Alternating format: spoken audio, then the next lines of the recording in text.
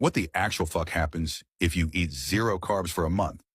Buckle up, carb-hating badass, because your body's about to freak the fuck out in ways you didn't see coming. At week 1, your pathetic, sugar-addicted ass goes into shock. You feel tired, bitchy, maybe even hallucinate a fucking donut talking shit. But your body flips the keto switch and starts burning fat like your ex burns through your self-esteem. By week 2, your brain runs on ketones and holy shit, mental clarity hits. You feel like you could outsmart a fucking dolphin. Your hunger? Way the fuck down, because fat and protein keep your whiny ass full. Week 3, inflammation? Gone. Joints? Less creaky than your grandma's bed frame. Water weight? Fucking history. You might even see some abs hiding under that panic-bought hoodie. By week 4, your body's a fucking fat-burning furnace.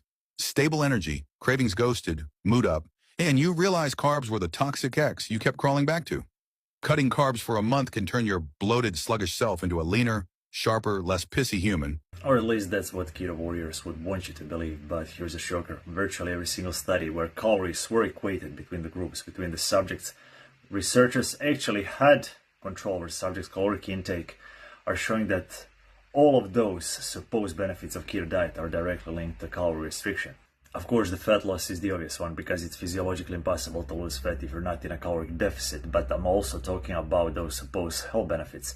They're also directly linked to calorie restriction.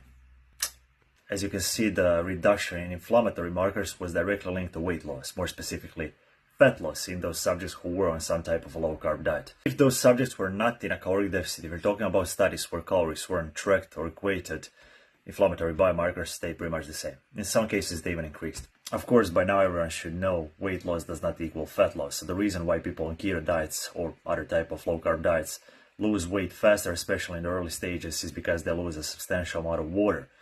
Carbs convert into glucose and glucose pulls water. That's basically the reason why a lot of coaches put their clients on some type of overly restrictive low-carb diet to fool them into thinking they're making more progress than they actually do. Other reported benefits of keto diet, such as increased satiety, are mostly based on subjects' report, and there is an equal amount of studies showing otherwise.